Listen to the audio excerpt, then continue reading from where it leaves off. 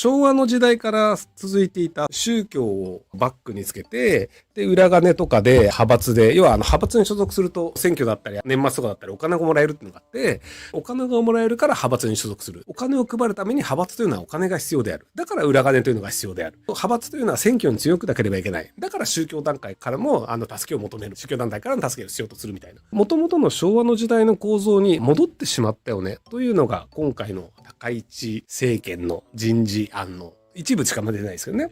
というところなので、結果として2026年に昔ながらの自民党的なやり方というのがうまくいったら、多分この昭和の時代は2026年に終わったと言われるは間違いになるんですけど、僕の予想は多分うまくいかないと思ってるんですよね。お金を配って政治家がワイのやって権力構造を維持したとしても、日本経済がそもそも弱いよねという根本的な問題の解決とは全く関係ない話なんですよ。なんでさ、日本の人たちというのがそんなに今お金がなくて実質賃金が下がり続けてるかっていうと、残念ながら日本経済が海外、他の先進国に比べても経済成長率が低いとかっていう状況があるんですよ。で、それが高市さんの支持者の人たちというのが昭和的な価値観の昔ながらの伝統的なやり方を変えずに、そのままやり続ければ昭和の時代のような繁栄が取り戻せるのであると信じてるんですよ。これは価値観の問題で、多分結果が出るまではどっちが正しいかというのは事実としては難しいんですけど、僕はその海外とかインターネットであるとか貿易が容易になったとかっていうことがいろいろ変わってきたので、なので昭和の時代のやり方でやったとしても利益が上がらないよねというのがもう2025年なんですよ。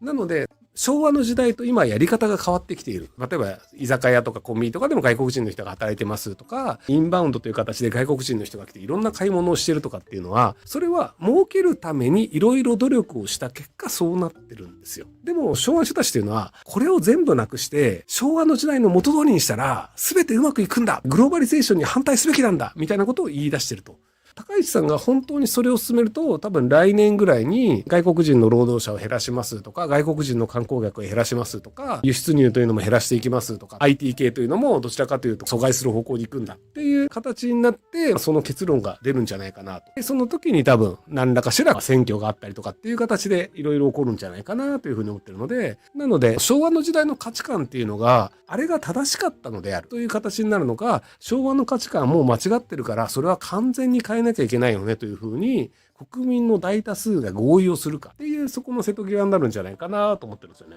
トランプ大統領がアメリカ白人最後の大統領と言われているんですよ。ラテン系の人たちだったりとか、オバマ大統領みたいなアフリカ系の大統領が出たりとか、ヒラリーさん負けましたけど、女性が大統領になる可能性もあるよねみたいなのがあって、白人男性がずっと大統領をやってきたというアメリカの歴史から見ると、もうそうじゃない人種、そうじゃない性別の人が大統領になるんじゃないかって言われてるんですよ。っていうことでいくと、昭和の時代の政治というところの白人男性が仕切るぜというアメリカはもう変わっていきますっていうのはアメリカ人は理解してるんですよ。その最後としてトランプ大統領がやって、でトランプ大統領が昔ながらのアメリカの価値観というのを推し進めるというのをやっていて、今アメリカ国内で揉めてるんですけど、多分それを日本も同じようなことを一回やる必要があるんじゃないかなというふうには思ってたりします。やる必要があるんじゃないかなとか、そうなっちゃうだよね。高市さんが昔ながらの昭和の価値観で推し進めるんだって言った時にそうなるかどうか。で、一応ね、2026年と書くのか、2025年と書くのかって迷ったんですけど、ワンチャンね、2025年になる可能性もあるんですよね。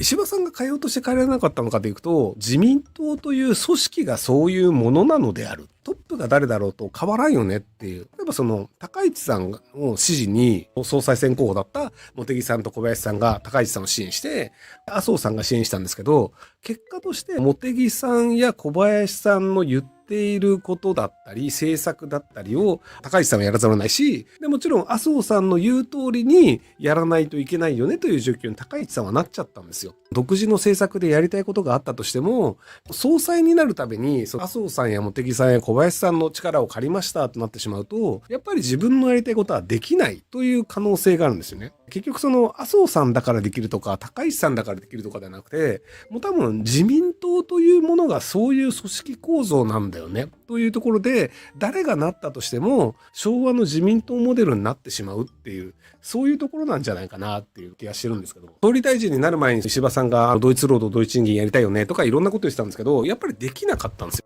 できなかったというのが石破さんの能力不足なのであるというふうに考える人もいるかと思うんですけど、僕は能力不足というよりも自民党という組織そのものの問題があるので、みこしが変わったとしても変わらないよねっていうふうに思ってます。大統領選とかにするしかないかなってね。2026年じゃなくて2025年にそれが起きてしまうパターンというのが、高市さんが公明党にめちゃくちゃ警戒されてるんですよ。公明党って基本的には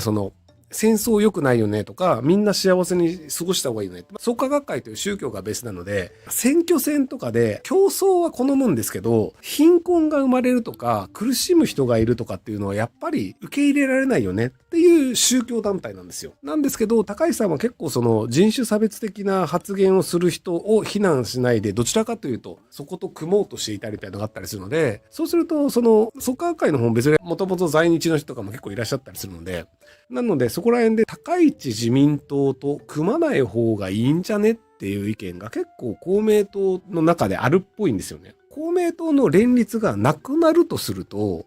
少数与党すぎて法案をほぼ通らなくなりますよね。下手をすると総理大臣の指名も自民党が通せなくなる可能性があるんですよね。これから高市さんになるんだけど、野党は野党でやっぱり一体化しないといけないよね。もう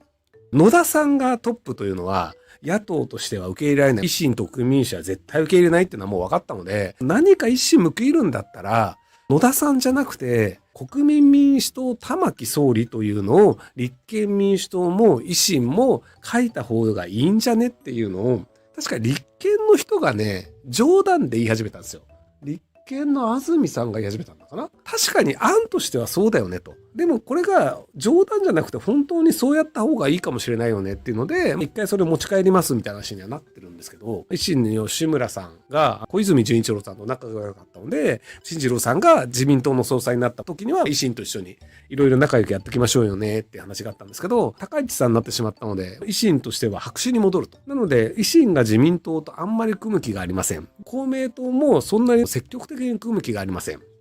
国民民主党としては是々引きで、高市さんと経済政策自体は合ってると玉木さんは言ってはいるんですけど、連立云々に関してはもう表向きでは言ってないと。立憲民主党も自民に手助けするつもりはほぼないです。いう風になると、与党としての自民党があまりに人数少なすぎるので、ひょっとすると総理大臣になれない可能性があるんですよね、高市さん。っ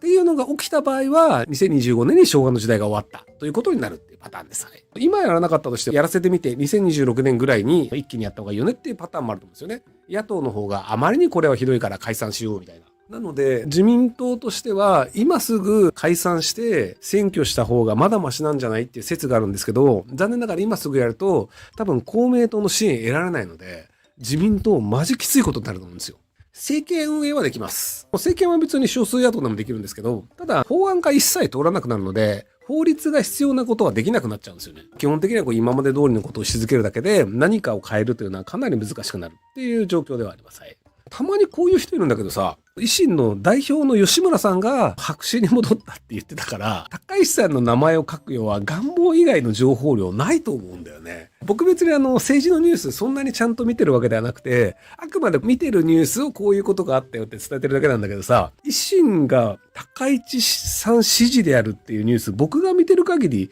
ないんだよね。これは願望以外に何かソースがあるんだったら教えてもらいたいです。はい。税調会長宮沢さんはもう辞めた？辞表を出したのか辞めたのかっていう感じで税調会長自体は変わったらしいですよ。でも別に自民党の税調会長が誰だろうと変わんないです。それは先ほど言った通り自民党という構造組織の問題で減税をしないので、別に宮沢さん一人が止めてるというわけではなく、あくまで自民党という構造の問題なので、宮沢さんの後になる人も同じような判断をする人がそこに入るっていう、八方美人でいくコースだとは思うんですけどね。政策ベースでいくとつく部分あると思います。少なくとも減税と言ってる部分に関しては国民民主党も維新も賛成なので、ガソリン減税に関してはとりあえず組んで法律を通すっていうのをやるけど、連立政権になるかというとそこは飲まないんじゃないかなっていう感じですね。はい。